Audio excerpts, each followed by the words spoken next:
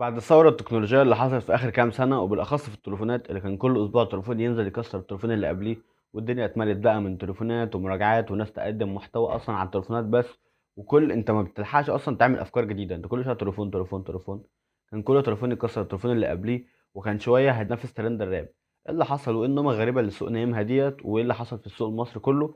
هنعرف كل ده النهاردة. معاكم مصطفى من قناة بلاك ساند.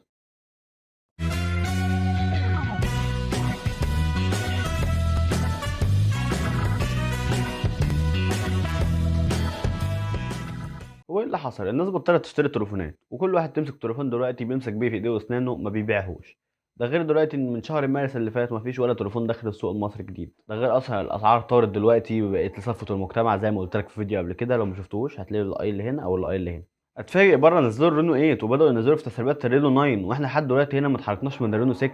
ونفس النظام اللي حصل برضه في سيريس 9 بتاعت ريلمي، نزل منها ال 9 اي بس ولسه فاضل ال 9 العادي وال 9 برو ما نزلوش مظهر لحد دلوقتي. وبجد اصلا السوق المصري بعيد عن وقوع حركه البيع والشراء، الاستيراد اصلا واقف جامد. وهنا بقى في سببين: عندك هنا الاستيراد واقف بسبب الازمه الاقتصاديه ودي لوحدها الصراحه عايزه لها فيديو، وعندك هنا حركه البيع والشراء هنا واقفه ودي اللي لها عده اسباب واللي احنا هنتكلم عنهم النهارده. ومن اخطار السوق اللي نايم الصراحه الفتره ديت ان التليفونات بطلت تتباع، والناس دلوقتي الاسواق بداوا يمشوا الناس اللي عندهم، لان مفيش فلوس يعني تقعد العماله عندهم فبداوا يمشوهم. اقول لك على حاجه، انت دلوقتي اصلا السوق بدا يستقر وبدا يرجع زي الاول تاني، وهتعرف ازاي في نص الفيديو. وتعالى نساله كده، هو ايه اللي على الاسعار كده؟ الصراحه بسبب عده ضرائب كده نزلوا مره واحده ورا بعض كده خلال اخر سنتين في التليفونات.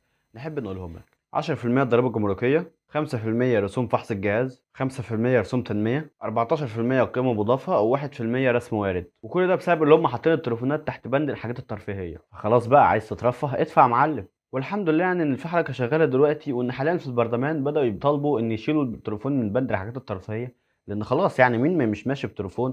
واي حد لازم بيحتاج تليفون مثلا بقى مكالمات وبتاع، لانه حقيقي بجد ما بقاش حاجه ترفيهيه دلوقتي. بسبب الضرايب ديت كل تليفون زاد له من 1000 ل 2000 جنيه. عندك هنا مثال: في النسخ الاس 22 اللي نزلت في من سامسونج، نزل الاس 22 العادي ب 16000، جت 22 بلس اللي هو تقريبا فرق صغير خالص بينهم وبين بعض قال لك ده ب 20000. جال 22 بلس الترا برضه يعني كلها فروقات قليله، دي كلها نسخ فوق بعض. قام قال لك ايه ده بقى ب 26000، اللي هو كل نسخه فيها فرق 5000.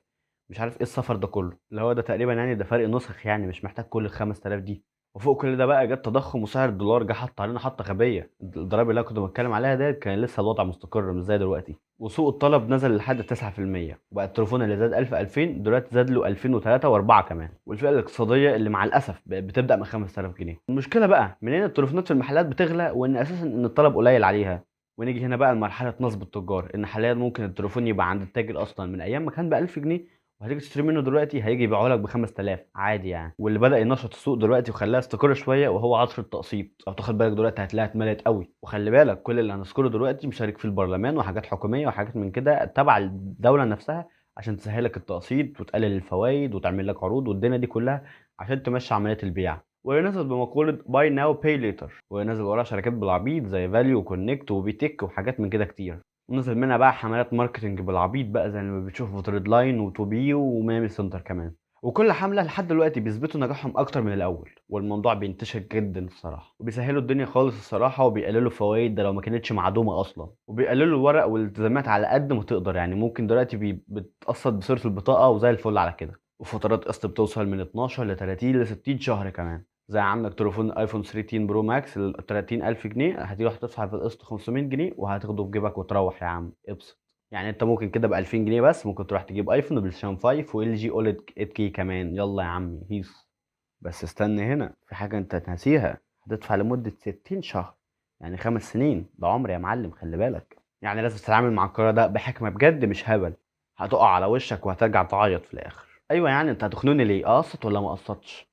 بص، هو انت قسط وما قسطش هقول لك ليه دلوقتي. طب استنى بس قبل ما تقول، حتى بقى لو معايا كاش دلوقتي ادفع بقى بسرعه وانجز حالي صح؟ لا، احب اقول لك قسط برضه. دي بقى هقولها لك في فيديو تاني كده، او بمعنى اصح سلسله فيديوهات جايه. في كام فيديو كده نازلين ممكن كده انزلهم في سلسله صغيره بتتكلم عن الثقافه الماليه وحاجات من كده. انا الصراحه مش اهل الكلام دوت، بس انا برضه بتعلم وهعلمك معايا، لان في السن اللي انا فيه دلوقتي او الناس اللي حواليا في نفس سني ما يعرفوش اي حاجه عن الفلوس ويتحكموا فيها ازاي وبيتحكموا فيها بهبل.